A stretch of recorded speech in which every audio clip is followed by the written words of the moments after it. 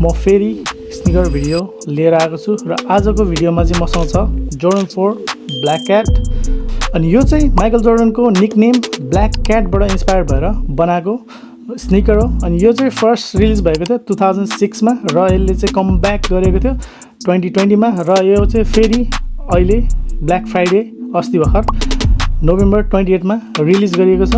र यो वर्षको ब्ल्याक क्याटको बक्स र मटेरियलको कुरा गर्नुपर्दा यो चाहिँ फुल्ली ब्ल्याक कलरको बक्समा आउँछ विथ जोर्डनको लोगो चाहिँ मिडलमा छ।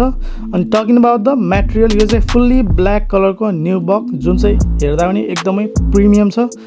अनि यो पालिको ब्ल्याक क्याट चाहिँ किन पनि स्पेशल छ भने 2006 मा र 2020 मा आएको ब्ल्याक क्याटमा चाहिँ पछाडिपट्टि जम्पम्यानको लोगो थियो भने यो पालिको 2025 मा आएको चाहिँ नाइकीको ब्रान्डिङ छ जुन चाहिँ 1989 मा रिलिज भएको जोर्डन 4 को अथेन्टिक भाइब दिन्छ। र मलाई चाहिँ अनेस्टली पछाडि जम्पम्यानको लोगो भन्दा पनि यो नाइकीको ब्रान्डिङ नै एकदम दामी लाग्छ। अनि यो कलरवे र जोर्डन 4 को कम्बिनेसनले गर्दा जुनै पनि आउटफिटमा यो चाहिँ एकदमै म्याच गर्छ र ब्ल्याक भनेको जसलाई पनि सुहाउने कलर हो। र मेरो लागि चाहिँ यो वर्षको one of the best Jordan of this year. अनि तपाईहरुलाई चाहिँ कस्तो लाग्यो जोर्डन 4?